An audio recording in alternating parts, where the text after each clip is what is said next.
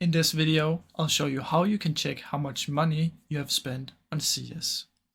Now, first step is you want to head over to Steam, and then you want to hover the community, on your profile, and from in here, you want to go to badges.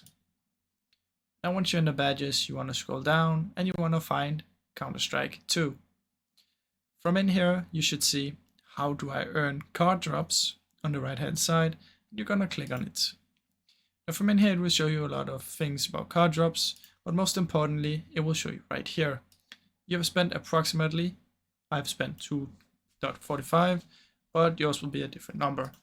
So in here, you'll be able to see how much you have spent on Counter-Strike 2. So that's basically how you can check it without any third-party software or any fishy websites, and it's really simple. Now I really hope you enjoyed this video, and if you did, please leave a like. And subscribe, as it helps me out a ton. Thank you so much for watching.